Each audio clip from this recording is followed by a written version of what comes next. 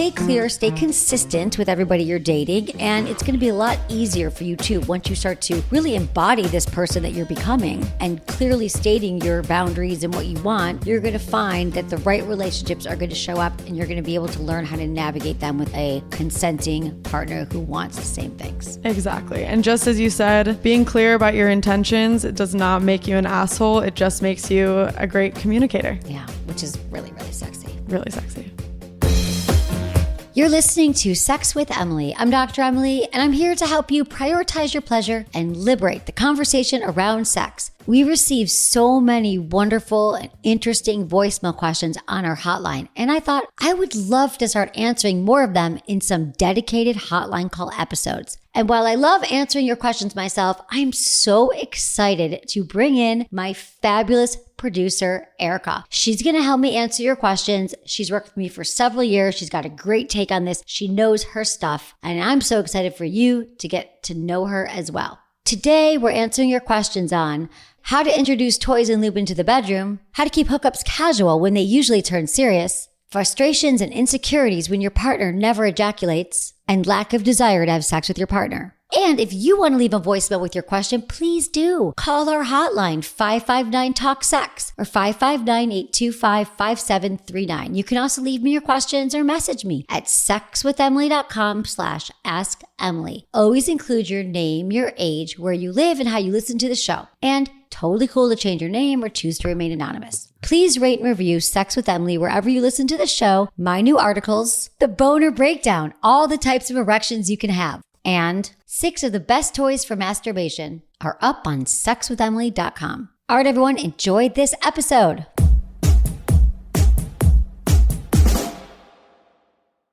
By now, you've probably heard my Magic Wand story. It's a brand that's been part of my personal journey for more than 20 years.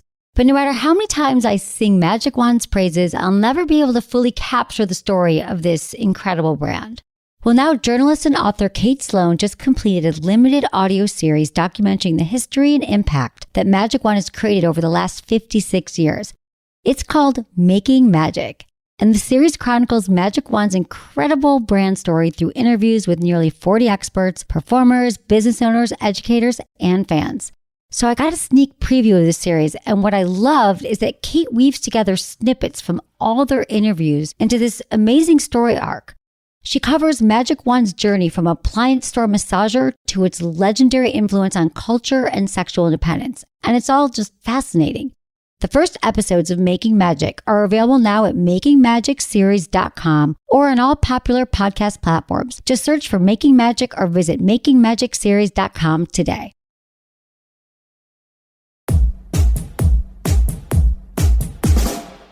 This is from Scott, 44, in California. Hi, my name is Scott. I'm 44. I live in California. My question is about introducing new things into sex with my wife of 10 years. It seems like pretty basic stuff like lube or like a sex toy, like a vibrator. And I think she feels like using lubrication means that she's not wet enough and that she's not good enough. And for me, it's not a matter of that at all. It feels good. And the same with a vibrator. It's kind of like she doesn't want to have some sort of outside thing. I think she feels like she shouldn't need that or she doesn't need that. I think that's a lot of what she says. Like, I don't need lubrication. And for me, sex is not necessarily about what you need. It's about what we can do and how we can explore each other and how we can make each other feel better. So I guess I'm just kind of at an impasse with her because I don't want to pressure her into doing things she doesn't want to do. But I don't know, for me, like lubrication seems like a pretty fun, easy way to spice things up and make things nice and slippery. Anyway, all right, bye-bye. All right, Scott. All right, Scott. We got you, Scott. Okay, here's the thing. Well, let me just say this, Scott. I so appreciate your question and your email, and I think it's so relatable, and I just want to normalize what you're going through because it's really common that whenever we bring up lube to anybody, pretty much I'd say 9 out of 10 people who don't know me and who don't work with me and like out in the world, they're like, oh, I don't need that. we don't need lube, because there still is a stigma with lube that it means that something's wrong. If you're a woman, a vulva owner, you think, well, I don't get turned on and I'm not wet enough. Then your partner, if you're with a man, thinks they're doing something wrong. But it's my mission, as you know, to get a lube on every nightstand and to totally get people to understand that your wetness level is not an indicator of you being aroused. You've all heard me say this. We know this, but why do people still think this? Why do people think that how wet you are is an indication of how much you are into your partner? I think that's just what we've been told. Like, because when we do get wet, usually it's when we're aroused, and we think if we don't get wet, something's wrong with us. We also have no information, but there's no accurate sex education information for people. I mean, who else would have told Scott this and his wife? There's that notion that something's wrong and we don't need it. But I want to go back to something great that Scott said too, is that lube seems like a pretty fun way to spice things up. Exactly. Yeah, that's the other thing. Adding lube is the same thing of adding sunblock when it's cloudy outside. It's just a safety, and you know you're not going to burn, and you know that you don't have to worry about it, and you're going to have a great day anyway and not have to worry about all the things. Lube does the same thing with the added bonus of a few drops feels great to everybody involved. Incredible. Yeah. Incredible. And I wonder if it's a similar hesitation to like bringing toys into the bedroom. Like, I don't know why people think that sex has to be so pure, like just bodies and their natural. It's like, why wouldn't you add lube if it's going to make it that much better? People will add spit before they add lube. And it's like, okay, so you're aware that you need something aside from what your body's producing, but why don't you just get a bottle of lube and it'll feel so much better? Exactly. And let's not even get into what's in the saliva. Now that could cause bacterial infections anyway. But that's such a great point about that. Like, you just know that you're going to want something. And also you add some lube and it's consistencies, because sometimes it's remind you that you're wet at the beginning of sex, but you're not wet 5 minutes later. And this just normalizes it so you don't have to worry about it. And it is the same thing with toys. Like, I just think that there's still the stigma that people think it's going to replace them, or it means that we're somehow inferior. If we have to bring in a toy and lube, we are broken. Either we're broken, our partner's broken. So we'd rather just believe these old messages around both sex and toys. So what does he do?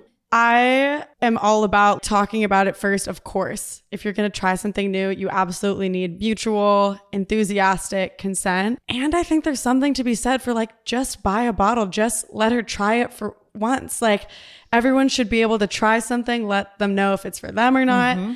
And I feel like if you try it once, it's kind of one of those things where you'll instantly notice, oh, this just feels better. Why wouldn't I use it every time? Exactly. I have to say that in all these years, no one's ever said, I don't like using lube. Why did you tell me to buy lube? In fact, we got more people saying, thank you. Thank you. So I love that idea of just buying a bottle. Playground. Playground is a really great lube made by women for women, and men obviously can use it, but the ingredients are like a facial for your vagina. And if you just put it on your nightstand, it's an adorable little bottle. It kind of looks like face lotion. And you just say, hey, babe, I want you to feel this. And you put a few drops on your fingers, and then you start touching her. You can just start to put a few drops. We're not talking like you're dumping a bottle. It's a few drops on your fingertips, and then start to rub her clitoris, her vulva, and start to rub it in like you're giving her a genital massage, or take it and rub it around her nipples. I think you're going to see pretty soon, is my hope, that she's going to be like, don't stop, don't stop. Oh, yeah. How would you say, like, in a similar way of introducing lube, like slowly rubbing it on, how could he introduce a vibrator? Well, I think it would be the same thing. Like, with her, maybe they should go shopping together. They could go to our website. We just launched a new store, and there's a lot of toys on there. I would recommend something like the Jeju Mimi or the We Vibe Touch or the Tango. They're little toys that fit in the palm of your hand, and they have vibrations on them. So what you could do is say, Sex with Emily recommended this. You could show her that you're ordering it. And then when it comes, first off, she might still have that belief that a sex toy looks like a big penis. Mm-hmm. And it's massive, and you want it to see it inside of her. When really it's a tiny little thing that fits in the palm of your hand that vibrates on nerve endings on our body, which feels fantastic. So the thing I would do is just let her know you're going to order it. And if she doesn't like it, you never have to use it again. Then I would put a few drops on of the lube, and then I would just show her on a very low setting, perhaps what it feels like on her. You could even use it on her inner elbow. You could use it on the back of her hand. You could just use it on her chest. You could slowly give her a massage, actually, and just have her lie on her stomach and use some massage oil and rub it on her and just let her see how it feels. Like, get used to it. I love that. Flip her over and see how she feels and start using it on her body. And Scott, if you get her a vibrator and she doesn't like it, well, now you have a vibrator. That's going to feel great on all of your body parts. Exactly. Keep it in the shower. Solo sex is still so important, as you always tell me, even in a long-term relationship. Exactly. Still important. And yeah, vibrators are good for anybody who has genitals and they like vibration on their nerve endings, which I think is most of us. Yeah. Okay. Great. Thank you, Scott. Let us know how it goes. We're here for you. I'm dying to hear. I actually really want to hear how this goes. Oh, me too. So please, you have to let us know. Feedback at Sex with Emily. Let us know. Leave another voicemail. Yeah. Let us know. We're invested. Thanks, Scott. This is Casey, 30, in Washington. Hi, Emily. My name is Casey. I'm a 30-year-old female from Washington, D.C., and I have a question for you. I recently ended my marriage and my relationship of 10 years, and I have been having sex with different partners. I'm with a male partner now, and I'm having probably the best sex of my life. He's very attentive to me. I'm very happy with the way that things are going, and he is too, and we spend a lot of time in bed together, and I find that we're really focusing on me. Actually, most of the time, he doesn't finish. He won't ejaculate. He says that this is, like, normal for him. He'd rather have, the kind of sex that we're having, 30 minutes and be done. But it does make me a little bit insecure or anxious that he's not really feeling fully fulfilled. So just kind of wanted to know, is this a normal thing? Is this something that I can do something to be more prioritizing of his pleasure and his experience? Just would really love to know your thoughts and if you have any advice for me. So thanks a lot. Bye. All right, Casey, thanks so much for your question. So what you're explaining here is something that we call delayed ejaculation. It's what it sounds like to me, where it takes about 30 minutes or more for someone to orgasm during penetration or during partnered sex. And so it's more common than I think we realize. And it can happen for a lot of different reasons. The reasons are not always that perceptible to somebody, and it might take some work to kind of figure it out.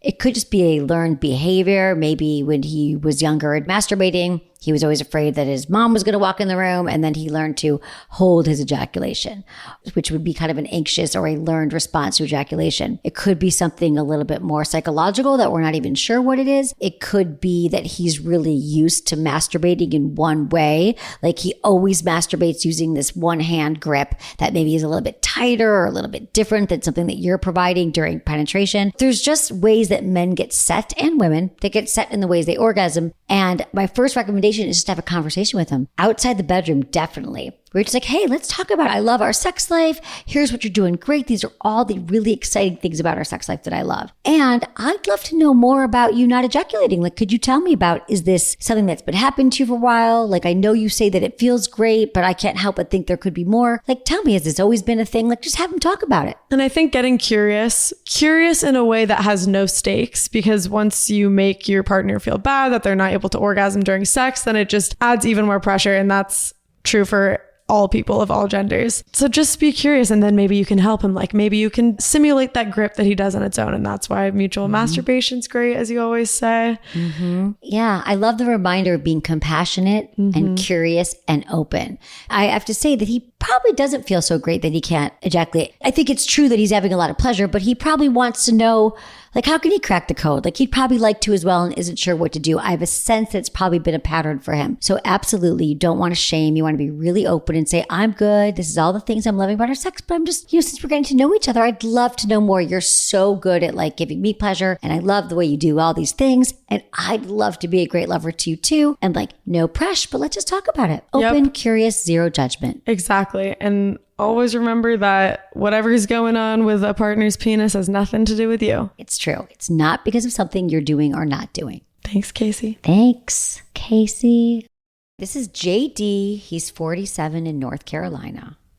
Hi, Emily. I've been listening to your podcast for a few months now, and I'll go by JD in North Carolina. I've only had sex with 4 different women in my lifetime. First partner was in college. That relationship went to marriage with wonderful kids, now college bound. We're divorced 12 years at this point, but remain friends. Then after her, I had a one-night stand. Then my next experience went into a 7-year relationship. And now I am divorcing my last wife of 4 years, who turns out was a severe narcissist. I'm starting to get back into the dating world, and I've built a profile on Field. My question is, how can I have an exciting and fun sex and social life that makes friends rather than long-term partners? How to do this without being an asshole? Is it even possible? I live in a fine town with lots of available, interested, and interesting women. I don't want to wind up having my next hookup want to move in or worse. I'm way too easily coerced into ultimatums such as, I don't want to keep paying rent or a mortgage if I'm staying at your place all the time. I appreciate and value good sex as well as love and friendship, but I do want to keep it balanced. I do not want to fuck around and wind up 3 times divorced in, say, 8 years when I'm 55. I appreciate what you do. Thank you. Thank you so much, JD, for your thoughtful question. And you really seem like you have done a lot of introspection and you really have looked at yourself and your patterns and your history. And I just love that in a human, someone who's like done their work and could look back on it. And so I guess what you're really asking then is, after all you've been through, you see your patterns, you're just looking to have fun and hook up and not find yourself with somebody moving in on a third date. I think the first thing goes for saying just that. You have to be very clear what you're looking for. And it's totally okay to say, and be honest, I've come out of long-term relationships. Right now, I'm just looking to have a consensual, good time with somebody where we're respecting each other and we both clearly state what our needs are and what our boundaries are. Because I think sometimes some people could say, oh, I'm just not looking for it. I think that you also have to be very, very clear here and give even more details, because what can happen sometimes is you might say to somebody, I'm not looking for anything, and they might be the type of person who says in their head, oh, but I'll be the one and I'll convince you. So you have to watch out for that too. And you have to also be self-aware, is that happening to you? So I think you have to be specific what it looks like. Now, you might not even know right now, but something like, my ideal world is I see this person, I would see you could tell this person on Saturday nights and maybe another day on the weekend, or twice a week. Or we would do these kinds of things together so they can really understand what kind of relationship. Or maybe it's just sex. Maybe you're like, you come over on Saturday night at 5:00, I cook us dinner, and you have to go home because I don't sleep well with other people in the bed. Like, we all have our own quirks and things that we want. And at 55 years old, you know yourself. You've deserved this space and time in a relationship to get what you want. Totally. And I think the more you can own your desire to stay single, just to have casual sex, then it won't really matter what someone else says to you to try to coerce you into moving in together or anything like that. You dated someone, and then the next person you hooked up with, it was a one-night stand that turned into a 7-year relationship. And so there are so many amazing people out there. I feel like sometimes the scarcity mindset can make it scary, like, this person is going to leave if I don't let them move into my house, so I guess I'll let them in. And it's like, no, there's so many amazing people. Clearly that's not a match. If they're looking for someone to live with and you're not, great information, as you always say. Yeah, you get to move on. Exactly. You get to move on and say, you know what, not my person, and that's okay. Just be clear. Clear is kind. Like, just telling somebody this is exactly what you want. And I think if you're worried, like, oh, well, I won't find anyone, and who's going to really want to be with someone like this, they absolutely will, first off. And second off, you are clearly stating what you need. So you're going to attract the people that you want to find. This is what happens. So, exactly. And be the person you want to find too. So stay clear, stay consistent with everybody you're dating. And it's going to be a lot easier for you too, once you start to really embody this person that you're becoming and clearly stating your boundaries and what you want. You're going to find that the right relationships are going to show up, and you're going to be able to learn how to navigate them with a consenting partner who wants the same things. Exactly. And just as you said, being clear about your intentions, it does not make you an asshole. It just makes you a great communicator. Yeah, which is really, really sexy. Really sexy. Okay. Thanks, JD. Don't hang up, because after a quick break, we're answering more of your voicemail questions.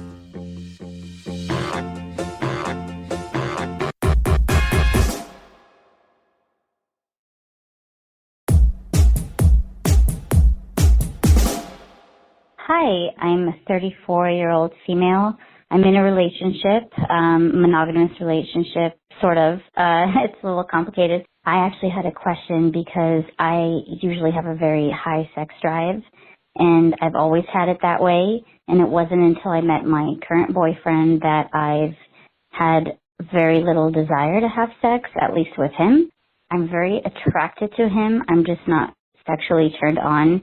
And I've thought of reasons why this could be, but it has been burning me. I need to find out why and what I can do, because I do not want to ruin the relationship. I do not want to leave him, but I do miss enjoying sex. My question was, what could possibly maybe be the reason, and how can I overcome it without losing my relationship with my partner, since I just do not feel any sort of desire to have sex with him. Bye-bye. All right, Ronnie, thank you for your question here. So there could be a few things going on. First, I'm wondering how long they've been together. I don't think she says. But I want to know how long you've been with him. Has it been this way since the beginning? Were you attracted to him at the beginning and it shifted? So that's something to think about. But doesn't it sound to you, Erica, like maybe it's never really been there? I can't tell. Yeah, I don't know. She says, because I usually have a very high sex drive and I always had it that way. It wasn't until I met my current boyfriend that I've had very little desire. There's a few things. Maybe you're just not attracted to him, but he's all the things that you love in a partner. Maybe you thought it would grow on you and maybe it would eventually you'd have that attraction. But in my experience, what I've found is that if it's not there in the beginning and you don't have that spark, it's really hard to create it if it wasn't there initially. So I'm not saying you should just walk away from this, but I would definitely, if you want to do some more exploring and stay in the relationship a little more, you could start having some conversations with him outside the bedroom. You could do the yes, no, maybe list and see if there's any fun things on there that could be hot for both of you that you could try together, maybe see a different side of it. You could think about the things that turned you on in your previous relationships and see if you'd be willing to try them. Or is this just a chemistry thing? That's one thing. The other thing I want you to think about is, have you started any new medications? Are you on an antidepressant? Are you on birth control? Is there anything that, has changed since your last boyfriend? It's interesting because you're attracted to him, but then you said desire. So I want to remind you of this too, is that desire for many of us doesn't just hit us over the head. So if you're waiting for that urge, like he walks in the room and you want to grab him and have sex with him and rip your clothes off and rip his clothes off, that doesn't always happen. And we have to understand our arousal one way, our desire, like what are the things. This is what my book, Smart Sex, if you haven't picked up a copy yet, which we talk about the pillars of sex IQ. And one of them is self-knowledge and knowing what do you need to be aroused? Because I'm wondering here, this one sentence about you're not having the desire, you might need a back rub first. You might need him to ask about your day. You might need the house to be clean. You might need him to share a story with you. You might need him to go down on you for 10 minutes. There's a lot of things that you might need to realize that you are in the mood for sex. So what I can't tell here is that you just don't know how to get started. Like once you get started with the sex, is it satisfying and are you into it? Or are you more about like, it's not hitting me over the head. I'm not excited. So I don't know what to do, because I don't know, for the majority of us, we need a little prodding. We need some foreplay. We need something going on to get us there. Totally. It's not just about attraction when it comes to sex. It's like you need your whole body and brain to be on board for it. You could be so attracted to your partner, but if you're not feeling in your body, not feeling sexual, it's like nothing will make you Exactly want it. It's not going to just hit you over the head. And I think what you always say is like people kind of wait for that to happen, wait for that moment, especially in long-term relationships where it kind of feels like you're roommates. And it's like, no, cultivating that spark takes work. It takes active work. It does. It does. It takes active work, and then knowing yourself and knowing who you are and understanding that this happens in all long-term relationships, and you can, or any relationship really. And I would say if you don't want to ruin this relationship and you really like him, why not have a conversation with him and be really honest? Be really honest with him about what you'd like to work on with him, how you'd like to find ways to get the sex going, and maybe find out what turns him on, and maybe having just conversations about sex and how you both get aroused and turned on might be just the thing that gets you aroused and turned on. Totally. All right, let us know how it goes.